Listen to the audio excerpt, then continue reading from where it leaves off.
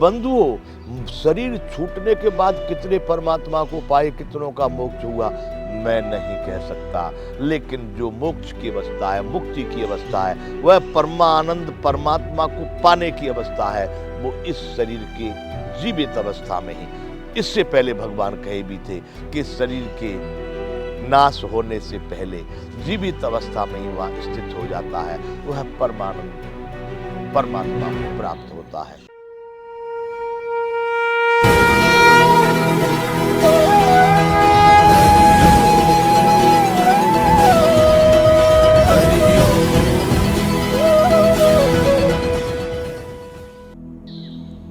जय विश्ववंदु। संपूर्ण गीता ज्ञान।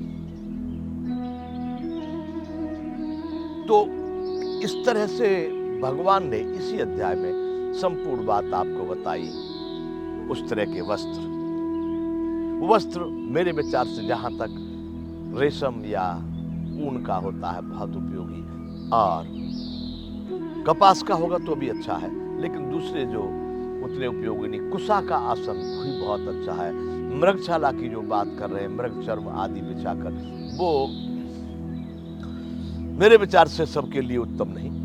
तो भगवान ने बताया ऐसे आसन पर बैठकर एकांत में उसका चिंतन करना। तो सभी कार्यक्रम इसमें बताए हैं उस परमात्मा में आत्मा को समाहित करने का, यानी स्वयं को उस परमात्मा में जोड़ देने का। तो बंधुओं, आपको बार बार मैं कहता हूं इस बात को समझने का है। ये बात समझ में आएगी जिस समय पर आप उसका अभ्यास करेंगे। एक एक तत्व आपको समझ में आ जाएगा। बुद्धि क्या है, मन क्या है, चित्त क्या है, अहंकार क्या है, यहां तक कि आपको काम, क्रोध, मद, मोह, लोभ, छल, दंभ, द्वेष पाकर जितने भी विकार या सकार हैं, वो आपको सब आपके अंदर में समझ में आने लगेंगे। स्पष्ट रूप से आपको सारी चित्र दिखाई देने लगेंगे। फिर आपको लगेगा कि वह परम ब्रह्म परमात्मा ही संपूर्ण सृष्टि में और इस शरीर में भी समाया हुआ है। उसी को आत्मा कहते हैं।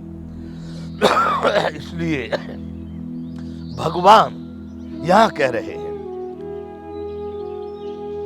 कि उस परमात्मा के साक्षात्कार से शुद्ध हुई बुद्धि जब परमानंद का अनुभव करती है, और जिस अवस्था में स्थित यह योगी परमात्मा के स्वरूप से विचलित होता ही नहीं, उसी में पहुंच गया। वहीं पर आसन लगा लिया बंधुओं, अब वहां से हिलने डुलने का नहीं।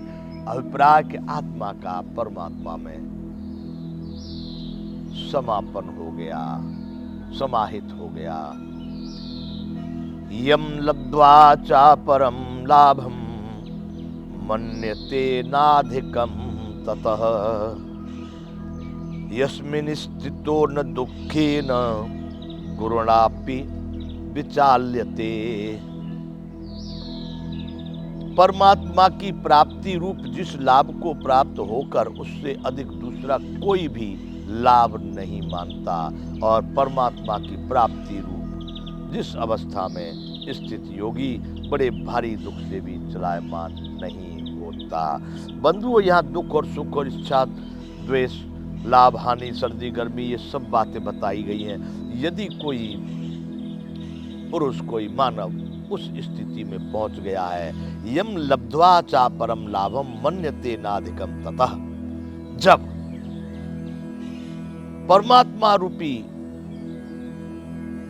लाभ, परमात्मा की प्राप्ति, परमात्मा को प्राप्त होना, अभिप्राय परमात्मा को प्राप्त हुए, परमात्मा आपसे मिला या आप परमात्मा से मिले।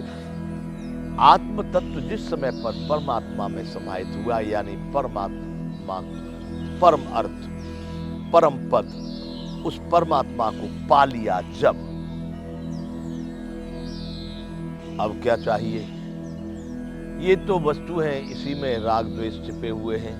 इन नश्वर पदार्थों में हीरे, पन्ने, मोती, माणिक, रत्नों से उच्च कोटि की कीमती कोई वस्तु नहीं है। लेकिन इनका भी आप क्या करेंगे? ये तो तुम्हारे काम। अगर आप अपने स्वरूप को समझ लिए, उस आत्म तत्व को समझ लिए, तो ये किस काम के हैं? लादे जा सकते हैं शरीर पर, उपयोग किया जा सकता है इनका, लेकिन ये वहां काम नहीं करते जहां की ये चर्चा हो रही है। जहाँ का ये चिंतन हो रहा है। बंधुओं, शरीर छूटने के बाद कितने परमात्मा को पाए, कितनों का मोक्ष हुआ, मैं नहीं कह सकता। लेकिन जो मोक्ष की अवस्था है, मुक्ति की अवस्था है, वह परमानंद परमात्मा को पाने की अवस्था है, वो इस शरीर के जीवित अवस्था में ही। इससे पहले भगवान कहे भी थे कि शरीर के नाश होने से पहले जीवित अवस्था में ही वह स्थित हो जाता है, वह परमानंद परमात्मा को प्राप्त होता है। तो भगवान यहां फिर कह रहे हैं कि परमात्मा को प्राप्त होकर मान लिया कि अब इससे बड़ा कोई लाभ नहीं है, क्योंकि संपूर्ण प्राणियों का अंतिम लक्ष्य वही है। और जब तक, ये मैं अपना अनुभव व्यक्तिगत कहना चाहता हूं बंधुओं, शास्त्रों ने, ग्रंथों ने क्या कहा है कि जब तक कोई भी प्राणी उस परमात्मा को नहीं पा लेता, यानी परमात्मा में नहीं समा जाता, तब तक उसको जन्मना मरना, जन्मना मरना, जन्मना मरना चालू रहेगा। अब मच्छर से लेकर के, भेड़िए से लेकर के अनेक प्रकार के, कितने अगणित जिनकी कल्पना नहीं की जा सकती है, इतने जीव हैं। क्या ये सब परमात्मा को पाएंगे? अवश्य पाएंगे। यदि नहीं पाएंगे तो करोड़ों जन्म, अरबों जन्म सृष्टि की लय प्रलय होने के बावजूद भी अंत में वहीं पहुंचना होगा। जब तक वहां नहीं पहुंचे तब तक भटकना ही होगा। ये भी कुत्ते, गधे, घोड़े भी अपने शुभ कर्मों से, अच्छे आचरणों से ऊपर भी जा सकते हैं। हाथी, घोड़े, गाय, बैल ये भी मनुष्य बन सकते हैं, और मनुष्य अपने दुष्कर्मों से कुत्ता, गधा, घोड़ा और नीचे प्रकार का कीड़ा मकोड़ा भी बन सकता है। ये न समझें कि ये सभी प्राणी कैसे परमात्मा तक पहुंचते हैं। अपने सत्कर्मों से, शुभ कर्मों से, उसी आचरण से, जहां भी परमात्मा की थोड़ी कृपा मिल गई और उसका दिशा बदल गई तो वो उधर चला जाएगा। मानव अंतिम दरवाजा है यहां से परमात्मा को पाना, और यहां से अगर भटक गया तो फिर करोड़ों जन्म तक नष्ट भी हो जाता है, वह उस परमानंद को नहीं पा सकता।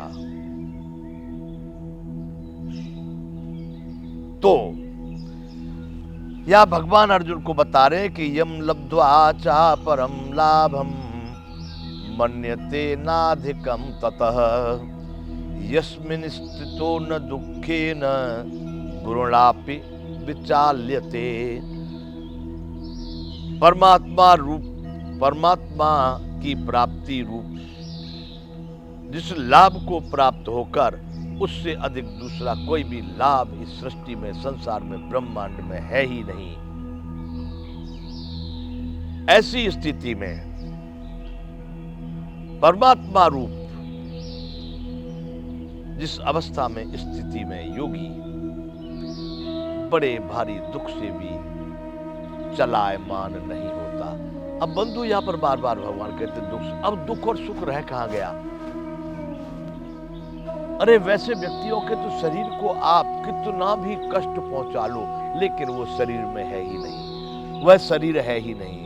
उसने शरीर की अहमता को त्याग दिया, उसने ममता को त्याग दिया, जो परम ब्रह्म परमात्मा में स्थित हो गया। अब उसको दुख क्या करेगा?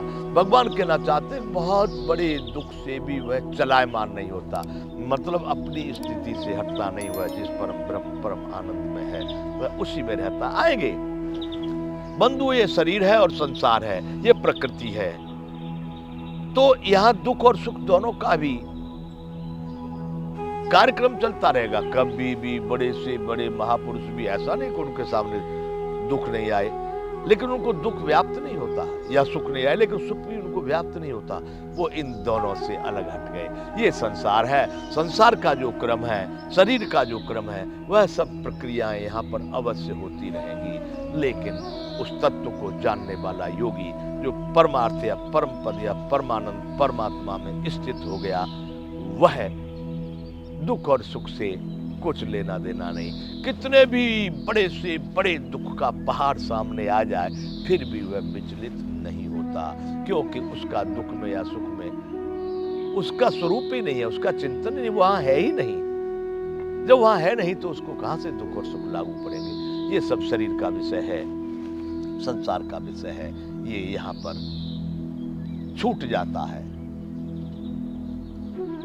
तम विद्या दुख संयोग वियोगम योग संजितम स निश्चयेन योतव्यो योगो निर्वण्य चेतसा।